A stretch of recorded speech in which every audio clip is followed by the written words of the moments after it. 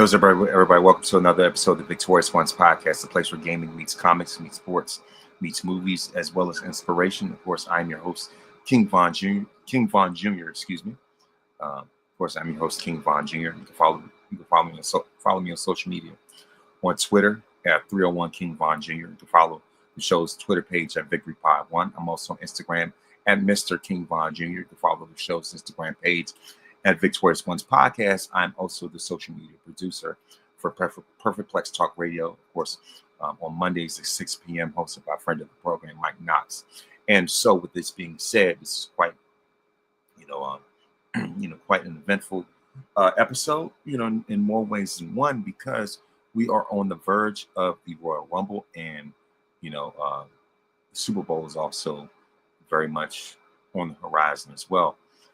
So I'm going to give my Super Bowl predictions. I'm going to give my rundown, of this past weekend's, conference championships. Of course, everybody was snowed in, by the way.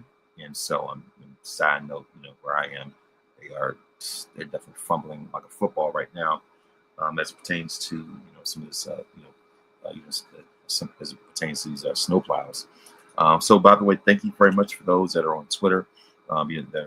That jumped in right away to watch. I appreciate that. For those that are on YouTube as well, you can watch on YouTube, subscribe as well, youtube.com/@Von Jr. Please make sure like and subscribe for more great content, but a cheap plug-in. So yeah, with that being said, like I said, I'm going to talk about, give my Super Bowl predictions, then give a rundown of the conference championships, as well as, of course, dive into, these some of the a little bit of NBA, NBA, news, if you will, as well as, as especially when it comes to wrestling. I mean, that's pretty much what we're here for, right? I'm going to give a rundown of my Royal Rumble predictions in terms of, who I think will win, what the surprise will be. I'm also going to give, I'm going to give a rundown of Saturday night's main event as well, and especially with this upcoming WWE 2K26 on the horizon, and pretty much my thoughts about it, how it's another recycled Attitude Era fan service showcase. I'm going to get into that in a minute. Of course, first and foremost, and by the way, I just found out that Wonder Man came on today, so I'm going to like I said, I'm gonna get a chance to watch that. Sometime this weekend, at least after this is over, at least after this podcast is over. But yeah, like I said, I'm gonna give my thoughts about that later. But of course, when it comes to NBA news, recently, of course, Giannis Antetokounmpo has been dealing with an injury, and so there are talks about him, possibly, talks in Milwaukee entertaining the idea of trading him, and so and I could definitely tell that his time is winding down and coming to a conclusion in Milwaukee, and so he's very much still in the prime of his career, and you definitely don't want to squander those years, squander those years, and plus he's already voiced wanting to get another ring before it's all said and done. So if anything, trade is kind of dicey because the thing is, he may be in a foggier situation, but if but he comes, but also on the flip side, if you happen to, at least they're talking about like letting him ride out until his contract is in 2027, and so by that point he'll be be a free agent, and so it's just like one end.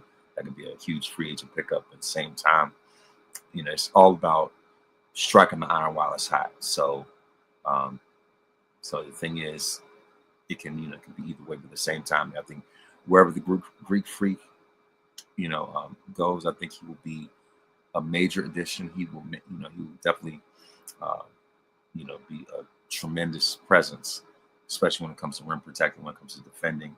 You already know what he can do. From offensive standpoint, he's excellent on both ends of the ball, and so and the things I know that he will be a tremendous asset You know what I mean? Especially when you look at a team like the Pistons. I mean, that would just elevate their stock even more. Or if you send them out west, what type of miracle he could bring to a team. Anyway, like I said, Giannis is a generational, all-time great player. Let's just call it what it is. And so, I say the best is yet to come. I've always, there are certain players that keep tabs on more than others, and Giannis is one of them. You know what I mean? And I definitely want to see him in the best position to prosper, to succeed. So as far as that's concerned, and also in other NBA news, like, of course, I can tell, Lakers are definitely going to be on the streak as of late. Of course, with victories over the likes of, of the Mavericks, Bulls, the Clippers, what have you. And Luka has been on a roll. Luka is at this point in the season top 2 in MVP voting along with SGA. You know what I mean? And so, but at the same time, the Lakers are in 5th place right now. And so I would say that, I think that we need to, do better when it comes to our defense for sure. Especially our interior defense. Especially when it comes to big men. It's just like DeAndre Ayton. He's somebody who's really got to carry much more of his weight. But the thing is, we could definitely score, but it's just when it comes to that aspect, that defensive aspect, that's really what's kind of leaving us behind. Behind teams such as the Thunder, the Nuggets, the Spurs, and the Rockets. I would say that those are 4 biggest, competition rivals in competition, if you will. And I think it's pretty safe for me to talk about, the NBA right now, especially with the football season coming to a conclusion after this Super Bowl. And so, as far as that is concerned, let's see. In terms of the Western Conference standing, well, the Pistons are far and away at the top of the East, 34-11. And it's when the season really heating up right now. And so, as far as the West, like I said, Thunder 38-10, Spurs 31-15, Nuggets 31-16, the Rockets 28-16, and the Lakers 28-17. So yes, I would say those are 4 biggest main competitors that we really have to really be on watch for. So that's the main thing when it comes to the NBA standpoint. And now when it comes to the NFL, the New England Patriots defeated the Denver Broncos. That was my prediction. Except it was a pretty rough game, kind of a struggle game, if you will. They won 10-7 against the Denver Broncos at Mile High Stadium in Denver. Even with the Broncos having a backup quarterback, for them to struggle the way they did, I'm like, a little cause for concern. Whereas on the NFC, they've had way more exciting games. I'm gonna be honest with you, keep it 100, keep it 1,000. Especially in this Sunday was no different. Sunday night was no different. As far as the Seahawks and the Rams, there was a point where that game looked like it was going to go either way. But yeah, I still believe the Seahawks, especially with that defense, like that. If anything, that was more of the equalizer than anything else. And so so about that. But like I said, as far as that's concerned, so if anything, there's everybody's talking about Sam Darnold possibly, changing their narrative on his career, and he definitely, definitely has the time and opportunity to do so, and especially when he came out the same draft as the likes of Lamar Jackson and Josh Allen, right? And so it'd be funny for him to get a ring before them, you know what I mean? And even though they've been more decorated than him, and seen as bigger stars than him in the league, you know what I mean? But it's just like it looks like the defense feels like a resurgence of the Legion of Boom, from what I've been seeing. And so as far as that's concerned, and when it comes to my Super Bowl predictions, I'm going for Seahawks, and I'm thinking the score is going to go about 24-17. That's my estimation. In terms of Super Bowl MVP, it kind of remains to be seen, to be honest with you. So it could be Sam Darnold, or it could be somebody from defense, from the Seahawks defense. Because it definitely feels like a Legion Boom resurgence in Seattle. So that's what it is. And another thing I gotta address, the elephant in the room, the Hall of Fame. The Football Hall of Fame, has been announced, and the biggest snub, the most glaring omission that's been making the headlines. I thought I was seeing things. I thought it was being delusional. I thought, even though, like I said, I thought it was might be hallucinating, even though I don't take anything to hallucinate anyway. You know what I mean? So I'm always sober, but it's just like I would have thought that I would have thought I was hallucinating when I found out that Bill Belichick got snubbed from the Hall of Fame. Somebody who you would expect, by his resume on paper, as a first ballot lockdown Hall of Famer, a guy who is in the conversation of greatest coaches of all time, and a guy who has a strong resume to be considered the GOAT of NFL head coaches. You would think it was unanimous, just like how in the NBA, Phil Jackson was a first ballot lock for the Hall of Fame as a coach. He is the GOAT when it comes to coaches. He's the measuring stick. He is, like I said, he is the GOAT of basketball coaches. With 11 championships, they were not going to deny that. That was automatic, guaranteed. But Belichick, 8 Super Bowls, 6 with the Patriots, and of course, 2 previously with the Giants as a defensive coordinator. So that many championships, and the resume he has, I think he's number 2 all time, in wins, or 2 or 1, top 2 all time in wins, whether with Don Shula and stuff like he has all type of different coaching records and what have you.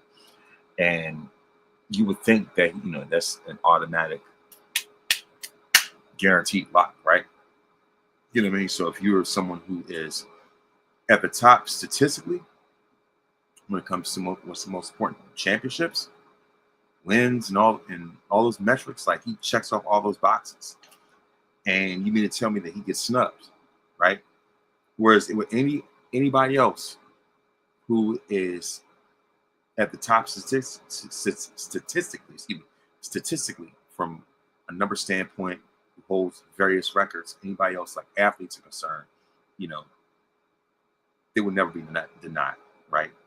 It's like denying Emmitt Smith first ballot entry, even though he is the all-time rushing leader. It's like that, right?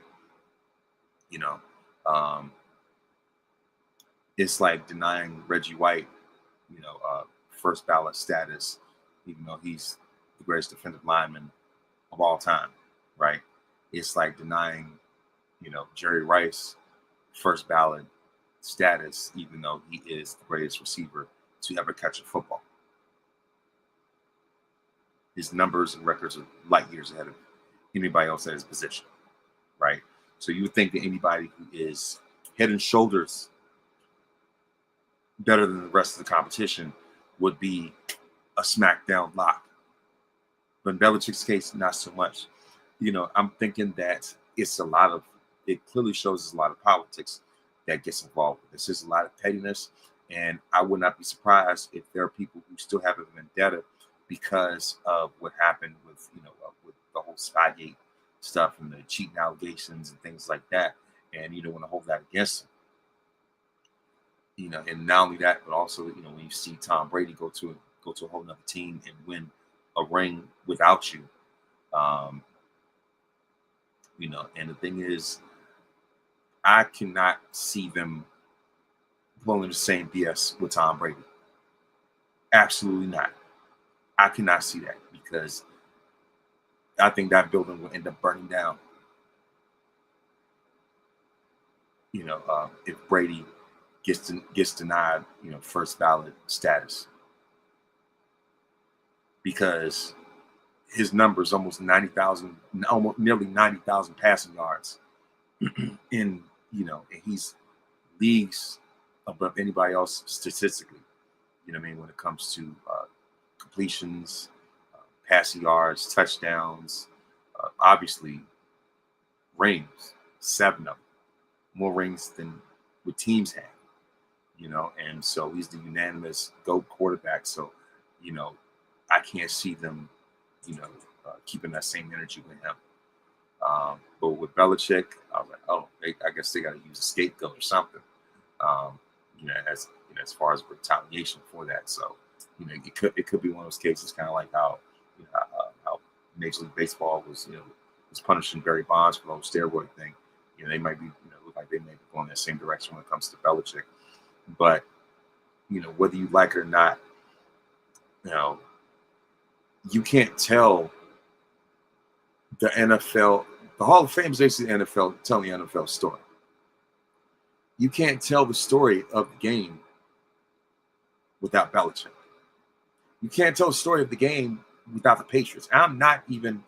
This is not me being pro-Patriots. This is not me doing that at all.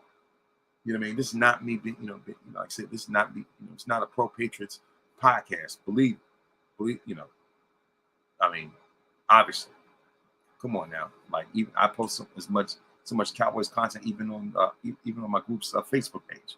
You know what I mean? So, so this is not that at all whatsoever. But you have to be a realist at the same time.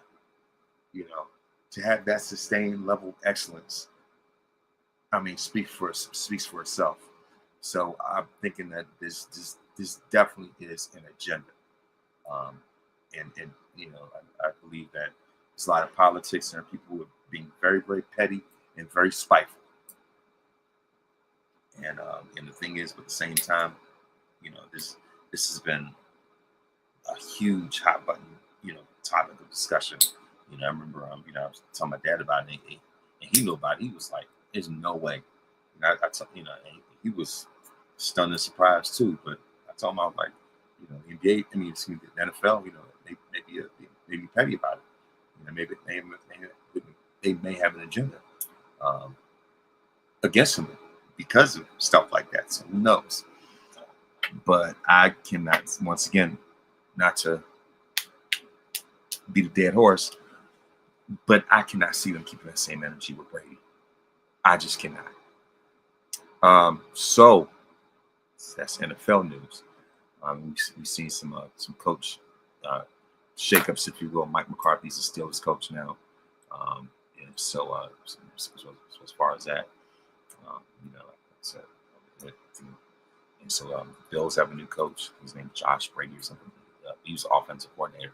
He's moved up to head coach. But yeah, like I said, you know, that's NFL news. And you know, of course, John Harbaugh is the Giants coach now. You know, they still got the same personnel and GM. So how much is that really going to change? But yeah, like I said, you know, that is it when it comes to, you know, when it comes to the world of the NBA and the NFL. And so now it is time to go into the world of professional wrestling. And so, I'm going to run through SmackDown because the main thing I want to cover Saturday night's main event. You know, and you know, and of course, even though Randy Orton, you know, definitely made sure to leave a message on, you know, of course, on Friday night, you know, make sure that he was gonna, you know, hit his opponent with the 3 deadliest letters RKO. You know what I mean? And Orton is just geeked up right now. I said, man, he's on the quest to get his 15th, you know, world championship. You know what I mean? So yeah, just to pad that resume a little bit more. But yeah, like I said, of course, Saturday night's main event, it took place. I know Raw took place in Toronto.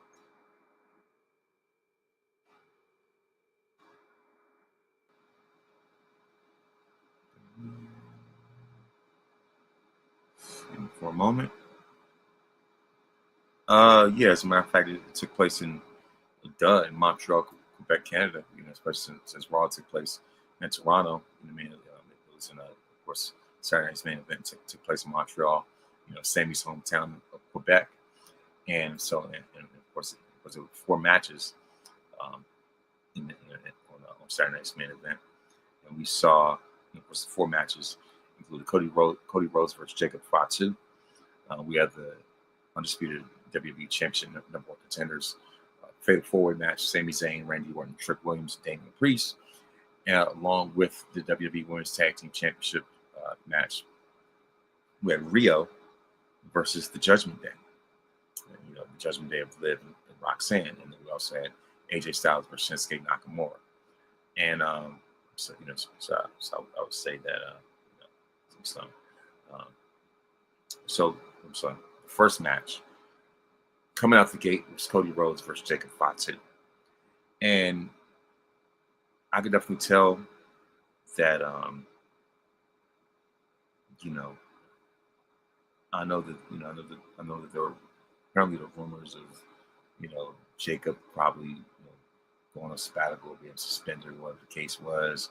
I guess leading up to this, they're trying to make excuses for his absence, but clearly, he took that time to get himself in the best shape possible, of his life, of his career, because he's definitely gotten in much better shape. I think this is the first time I've seen Jacob wrestle without a shirt, and some people may not make a big deal about it, but that's pretty significant, because of the fact that it clearly shows that he's taking his health, is taking his body much more seriously, and that definitely goes a long way to help his in ring quality, if you will, and it's certainly paying off. And so of course, clearly Cody versus Jacob was the biggest draw on the card, but it was over before it started. So of course, Rhodes' interest was interrupted by a surprise attack, which led to a brawl that started from the stage to the ring into the arena. And so WWE security personnel repeatedly intervened, but wound up getting flattened themselves. So the brawl eventually got back into the ring and onto the barricade. Then of course, Cody and Jacob paused the issues to throw a security guard to the floor before continuing their war. And so before things went any further, Drew McIntyre showed up. And of course, the undisputed WWE champion shoved Jacob into a table and then powerbombed Cody through nothing. And so backstage, McIntyre claims action for a warning. What happens when you chase the champion? And so this match ended in a no contest. It was over before you could even get it started. And of course, was moving on. And of course, was another match. We have the WWE Women's Tag Team Championship match with Rhea Ripley, Io Sky as the champions, defending against the Judgment Day, Liv Morgan and Roxanne Perez. And the winners of this match, Rio, after Ripley hit the riptide on her arch nemesis, Liv Morgan. No longer Mid Morgan, but yeah, and of course we also saw that AJ Styles had his very last match against Shinsuke Nakamura, and AJ wins by way of pinfall. Styles clash, and of course after the match they both embrace, especially with that fist bump, which was a callback to their match at Wrestle Kingdom 10. I want to say it was back in 2016, and when you put this match side by side with their 2016 match, it's a mirror. This match felt like a mirror image, watching a mirror image of their Wrestle Kingdom match, and I think that was by design. And this was, like I said, so if anything, I would say that this was confirmation that AJ Styles is really in the twilight of his career. This is really his last ride. Is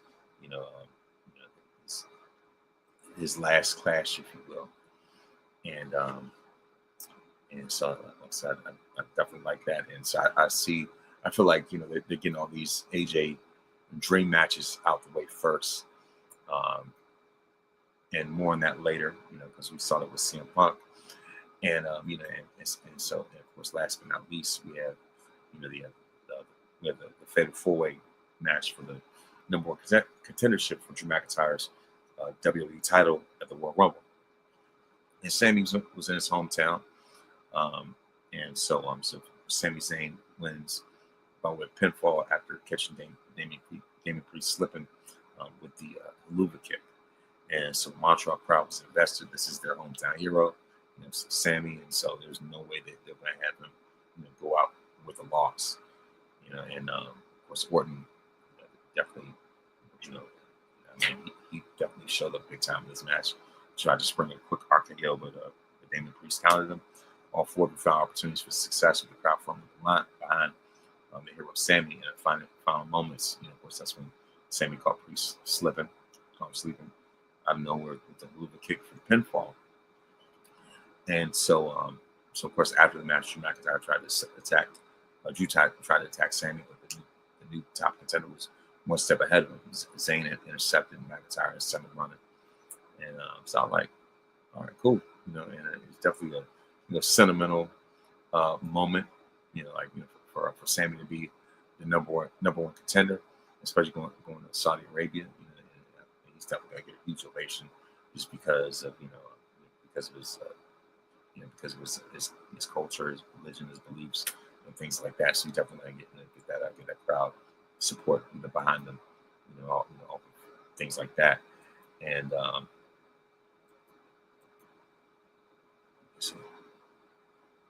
and I noticed that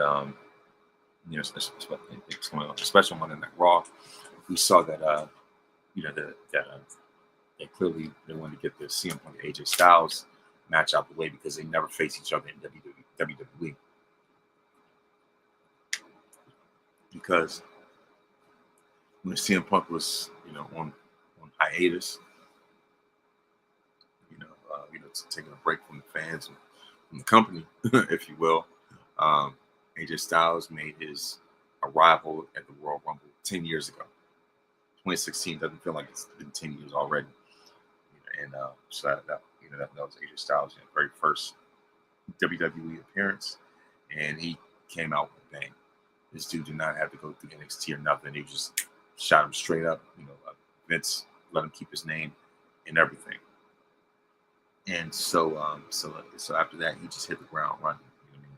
AJ, since he's become a Grand Slam champion and everything like that, he's had a tale of two careers, one in TNA and another in WWE, and especially when you realize that AJ apparently spent more time in WWE than he has, and more matches in WWE than he has TNA.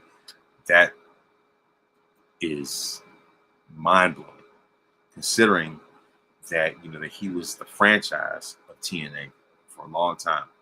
When it comes to TNA, if I'm thinking about the GOAT, AJ Styles right at the top of my list.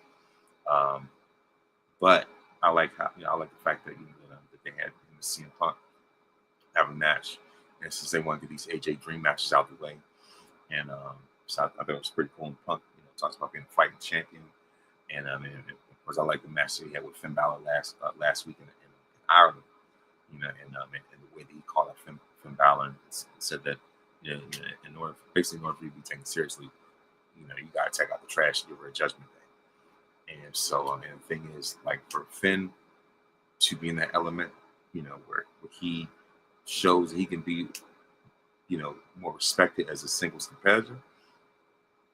I mean, that's the Finn we're talking about. He even had his classic Balor Club shirt. I said, man, that's what we're talking about. That's the Finn Balor I'd rather see. And so, including Punk's words, really struck a nerve with him, right? And so, fast forward, by the time we get to, the match with Punk and AJ, Finn Balor interferes, and so we clearly see that this feud with him and Punk is escalating, especially when it comes to the World Heavyweight Championships. I would say that that's Punk's new contender, and the thing is, with the way they were dragging on with with possibly getting AJ versus Punk, and I was like, when I found that they set it up, I was like, yeah, this is officially going to be AJ's swan song, because at first, they're trying to prolong it, and we're talking about if AJ beats Gunther, then they could end up getting a shot at Punk and things like that. But the fact they set that match up on Monday, I said, yeah, this is they had to get that out of the way because AJ ain't got that much time left in the clock. So it looks like it's being solidified that the Gunther is going to be the end of the line. The end of the line. And I like the promo that the Gunther cut. We had Michael Cole did the interview with Gunther, and Gunther is clearly tired of the old timers, and he's the career killer now. Anytime somebody who's veteran or legend, whatever, like twilight years, if you will. Gunther is who you see at the end of the journey, at the end of the line. Look at John Cena, AJ Styles next, possibly Brock Lesnar. I definitely would like to see Gunther put Chris Jericho down. I have no problem with that at all. I mean, but yeah, whenever Gunther, you can threaten, kicking that, kicking the Cole out, kicking the chair out from under Michael Cole. I was like, oh man, it looked like he was about to choke Cole out during that interview itself. With the energy that he was giving. I said, oh man, Gunther's embracing this. Ever since he beat Cena, I mean, they made the right move. If there's anybody who can embrace that level of villainy, it would be him. And funny thing was 2K25. I just had the Johnson tap out the Gunther on Saturday's main event. I mean, that was pretty hilarious. But yeah, like as far as that is concerned, and so anything else that went on Raw, of course, before I go into my Rumble predictions, and when I see, this, and the thing about it is that, of course, Punk versus AJ ended in DQ after Finn Balor just went off the deep end and just crashed out. And another thing also in Raw, everybody from the Division has been declared for the Royal Rumble. Braun Breaker has been reinstated, and he's now part of the Rumble, along with the rest of his his stablemates, if you will. And so that and of course, because AJ Styles definitely spoke before his potential career-ending showdown with Gunther. Of course, that's when the match with Punk became official. Natalya also addressed her betrayal with Maxine Dupree from last week's Raw, and appears to by Braun Breaker to talk about Braun's recent actions. And but yeah, of course, also the things with Natty, it's a much needed heel turn, much needed shot in the arm, if you will, as it pertains to the direction of her character and everything like that. And so, so I was like, all right then. Like I said, I'll definitely say it's much needed, and no complaints at all whatsoever.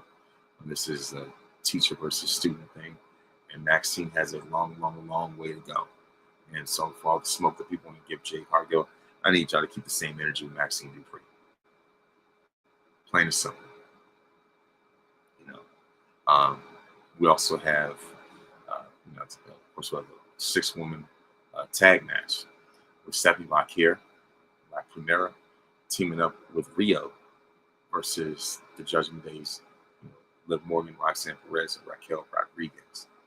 And I definitely enjoyed this match. And of course, Stephanie Bakir was isolated a lot isolated quite a bit during this match.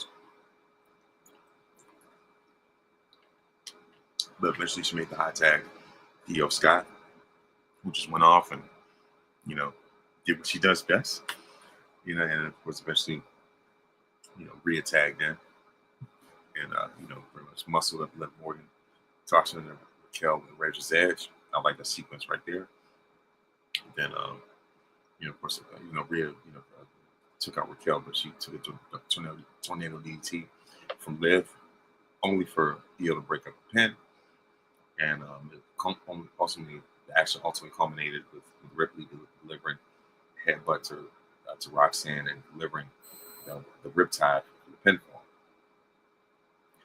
And of course, like I said, which was the division and Rey Mysterio versus Austin Theory. The division promo, excuse me, and the promo division is been declared for the Royal Rumble. And of course, Adam Pearce apologized for taking things too far, and that revealed that Braun Breaker's suspension was lifted. He's in the Royal Rumble, and of course, that's when he also announced that that Logan Paul, Austin Theory will be in there as well.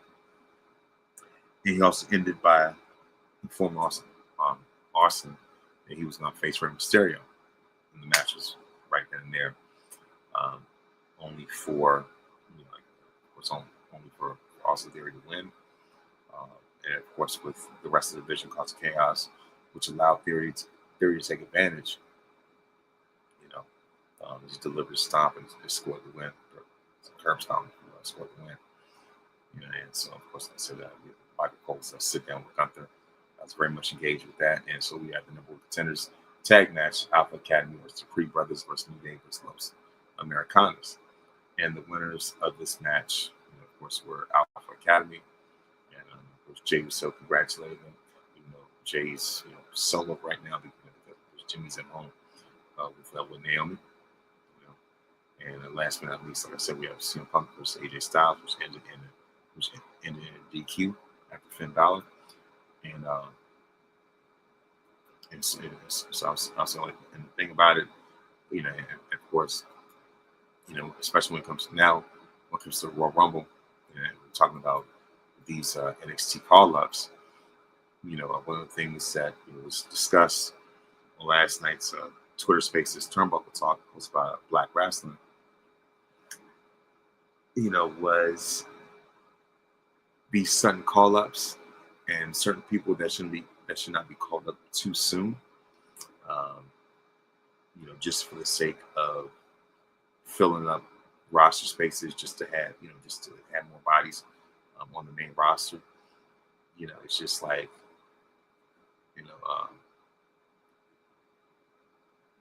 if you're not ready, you're not ready. Whereas when I see the call-ups they've recently had, Obafemi, Lash Legend, Trick Williams, Carmelo Hayes, Ilya Dragunov, they have proven that they're more than ready for that main roster spotlight. You still have others on NXT that are not quite there yet. Even when it comes to Jada Parker, as good as she is, I think if you put her on the main roster right now, she would drown. Because there's not much that makes her stand out from the rest. The aforementioned names, that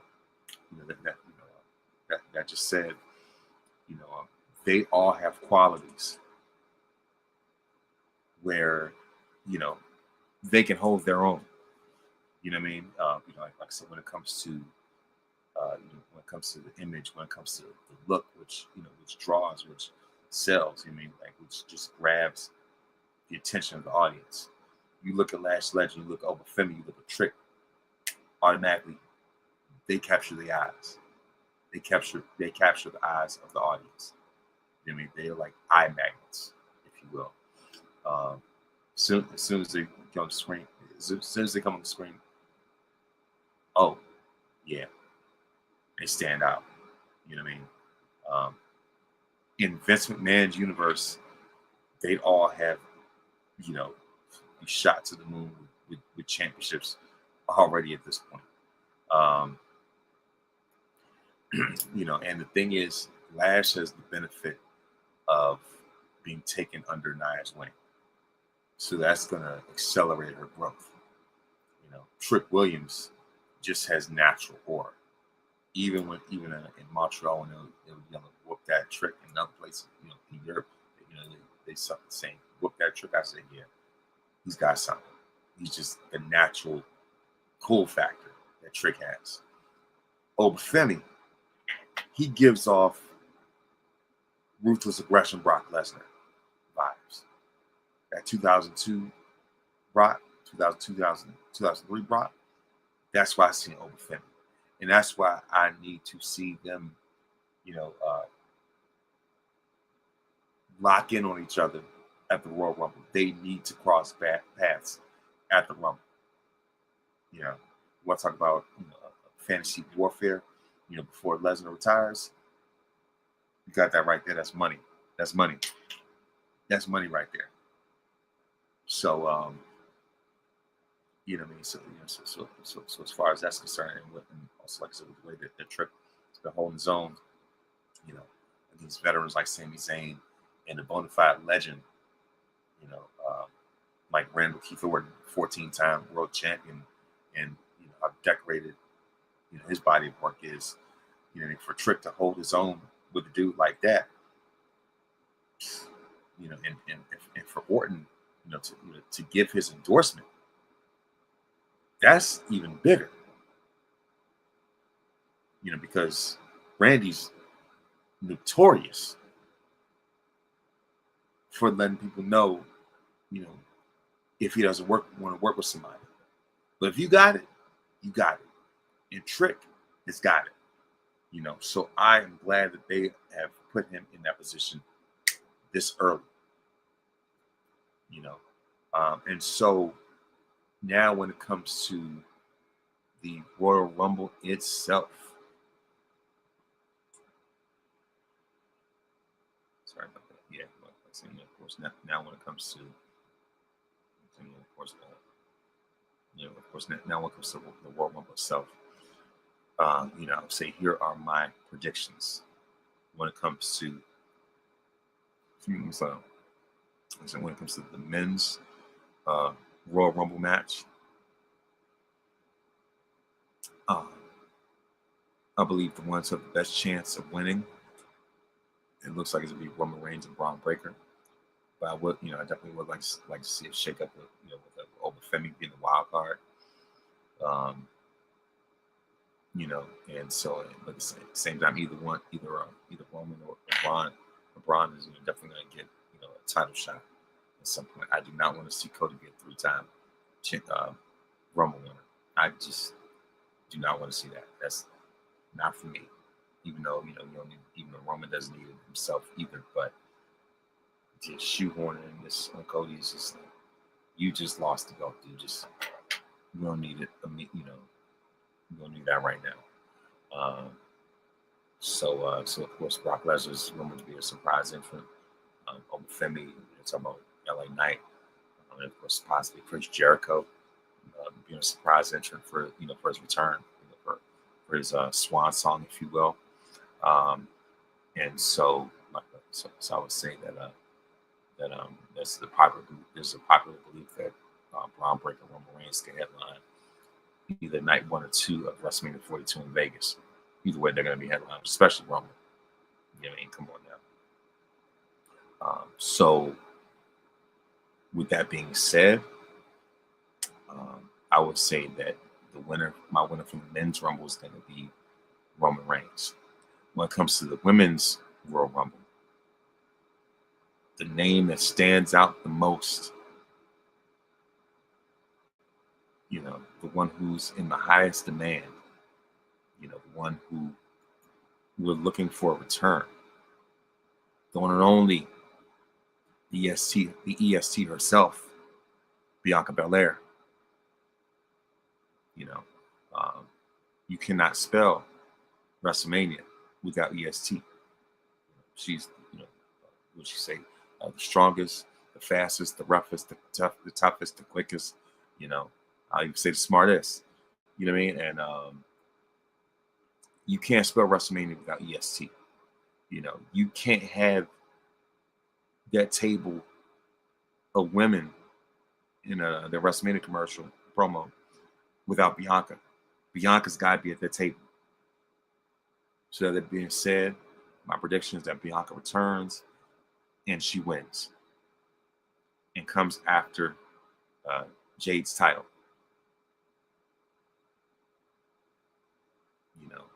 Um, but then again, I believe she's on Raw though. So as far as that's concerned, like maybe some point that Rhea possibly get the title, get a title at the Elimination Chamber to be Bianca versus Rhea to get that out the way, right? But there's still a lot of unfinished business with that big three storyline. You know what I mean? So that being said, it could be Bianca getting the win and going up against Jay, chasing after her. So as far as that's concerned, so either way, my winner for the women's Rumble is going to be the EST, Queen Bianca. Now we have Drew McIntyre versus Sami Zayn for the Undisputed WWE Championship. And the winner of this match, since he just got the belt, you don't want to pull the carpet out from under him again. I'm going with Drew because I just cannot see Sami going into WrestleMania as the champion. That's just me. He's going to get a warm welcome. Going to be great fanfare, but I see Drew still keeping the title. And then of course Gunther versus AJ Styles, the Ring General versus the Phenomenal One. I think it's going to be Styles' last clash. It's going to put an end to a Hall of Fame worthy career, and the Ring General is going to be the career killer. He's already has Goldberg and Cena checked off. He's got those names off his list, and I think AJ Styles is going to be the next addition. He's going to be the next head added to the collection. You know what I mean? So as far as that's concerned, I would say something like that. If anything, I would say that the AJ Styles is going to be the next head added to Gunther's collection. So that being said, out of the Ring General winning. And finally, I want to talk about WWE 2K26 as we see that this is going to be another Attitude Era themed game. So we're going to have another Attitude Era story mode showcase, if you will, whatever you call it. First it was called story, but now 2K showcase, story mode showcase, same thing. So this time it's going to be the Attitude Era. You're going to relive it. So this is going to be the third go around with the Attitude Era, because the first time it was WWE 13 when CM Punk was on the front, right? And of course that was the game after that was like the transition after the SmackDown vs. Raw era before we got into the 2K era. So it was the WWE 12 and 13 era. So it was WWE 13. That was when Punk was on the front. He was the WWE champion and everything, and so on. So the story mode, the main story mode for that was relive the Attitude Era, right? And then 2K16, Stone Cold was on the front cover of that, and you had Austin 316 showcase. And now 10 years later in 2K26, another Attitude Era showcase. And this time they have two deluxe editions. One's the Monday Night War edition. We have WWF versus WCW, the NWO. So I'm not getting that Monday Night Wars edition because of Hulk 3K's Hogan being on the front. I ain't getting no game with that dude on the cover. Because I know if Mike was doing the show, he would have had the clip of Shawn Michaels giving Hogan sweet chin music. If I had the clip saved up, I would have did that already. But yeah, like I said, I'm not getting that. And then the most atrocious thing was they have it's the King of Kings edition with Triple H. They even have a commercial with it too. So they have him on the front, his own edition, right, his own showcase and things like that, which screams ego trip, which is typical of Triple H, and the internet has been, ripping his career in the shreds. Like, you ain't no real main eventer. He was a glorified mid carder. He, slept his way to the top and all this other yada yada yada. I mean, even Triple H was already making a name for himself even in between DX and before he got with Stephanie. That just accelerated his growth, to be honest with you. But even Undertaker himself warned Trips that wherever you do, if you hook up with Stephanie, then that means your accomplishments are all going to have asterisks next to them. And Taker has been proven right ever since. His work, Taker's words have come to life. And that's exactly what we've seen of Triple H's career.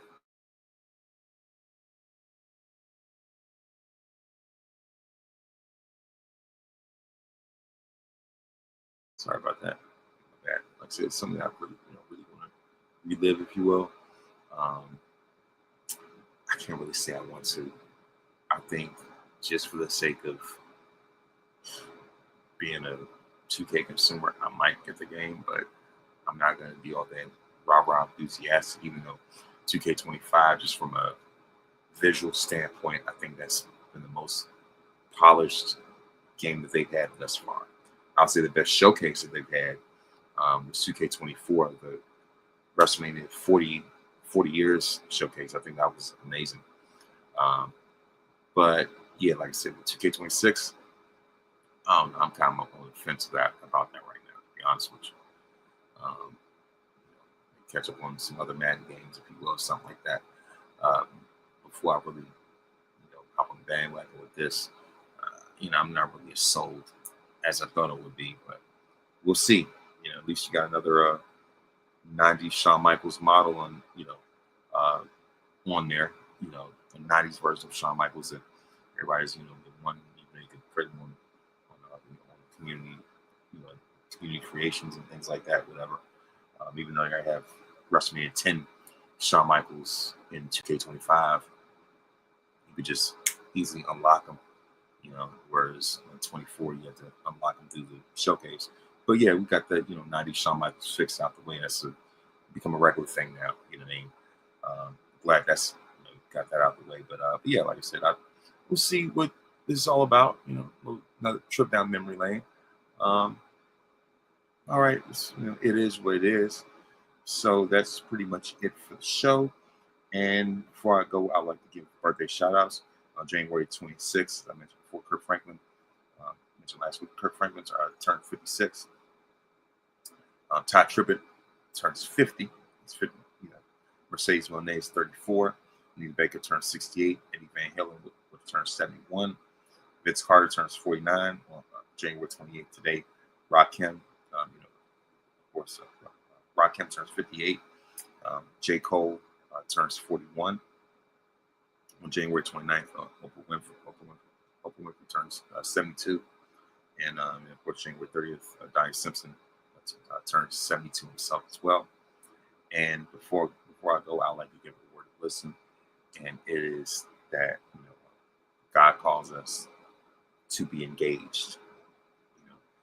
In order to effectively, win someone over, it's important that, that we engage in what they, with what they do and just show that we care. And just to be involved and just show love and compassion and support that they need, and really just to enter their world and see what their interests are and meet on common ground. And after that, that's really what it is, just being engaged. And so, yeah, if anything, that's really what it is.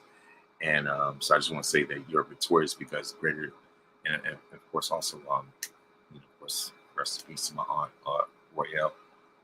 We have to let her rest today, but yeah, other than that, so always remember you're victorious.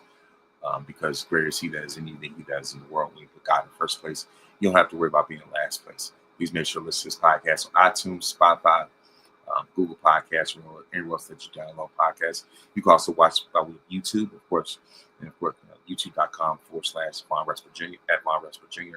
please, of course, thank you very much. Thank you very much for watching. Thank you very much for listening. And may this day be the very best day of your